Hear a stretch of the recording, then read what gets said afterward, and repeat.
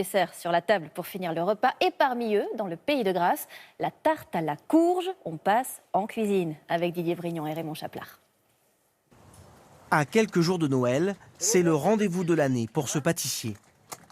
Enfant, pour venir chercher encore des courges. Cette exploitante agricole écoule plus de 6 tonnes de courges par an et Thierry Moreau-Venturini est son meilleur client.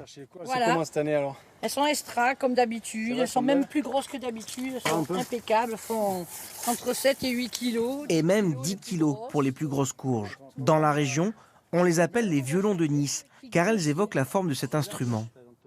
C'est vraiment quelque chose du pays. On ne trouve pas ailleurs cette courgette. Elle est bien sucrée. Hein. Ouais, elle est très bonne. Très sucrée, elle est très bonne. Voilà. L'exposition, il faut avouer que c'est difficile d'avoir mieux. Difficile à croire, mais ce cucurbitacé va être l'ingrédient principal d'un des 13 desserts de Noël, une spécialité du pays de Grasse, la tarte à la courge.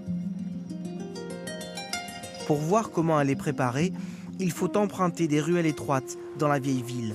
Là, dans cet atelier, un long travail peut commencer. Il va durer 5 heures. C'est la phase la plus longue et la plus dure, parce qu'on ne dirait pas, mais la peau est difficile. Vous voyez comme elle est belle? Elle est bien orange, voilà. Ça veut dire que la courge elle est belle. Pendant ce temps-là, son frère jumeau prépare la pâte, une pâte à la saveur particulière. C'est le goût de fleur d'oranger, d'eau de fleur d'oranger, voilà. C'est vraiment typiquement de Grasse. Faut pas que ça accroche. Une fois découpés, les morceaux vont cuire pendant 1 heure dans cette cocotte. Mais le secret de fabrication, c'est ce sirop. Impossible de connaître tous les ingrédients qui le composent. On sait seulement qu'il y a de la fleur d'oranger, du sucre vanillé. Et le petit plus, si on y rajoute un peu de confiture d'abricot. Voilà. Ça, je peux vous le dire. Après, je ne peux pas tout vous révéler, parce que vous comprenez bien qu'il y a 4 générations qui nous contemplent. Ça vient de mon arrière-grand-père, il y a encore mon père qui est là, qui nous surveille. Elle nous appelle, c'est cuit. C'est l'heure des goûters. Lisse et peu filandreuse, la courge révèle alors toutes ses qualités. Il est temps de verser le sirop. On commence à briller.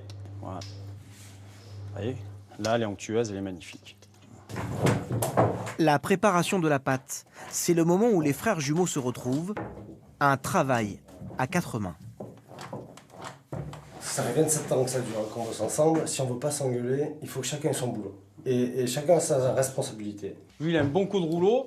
Moi, j'étale bien la pâte, en fait, bien la farce. On s'entend bien et si on veut faire un bon boulot, il faut quand même qu'on travaille dans une bonne harmonie et qu'on s'éclate. On met la garniture.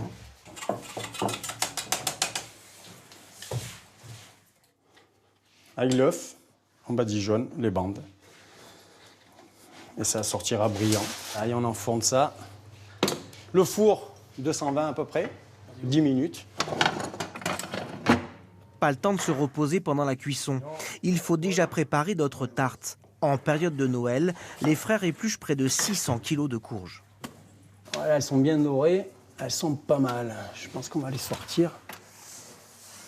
C'est la pâte qui commande, c'est pas nous qui commandons. Donc on est à son service. Et suivant le temps qu'il va faire, suivant la température qu'il va faire, ça va mettre plus ou moins longtemps.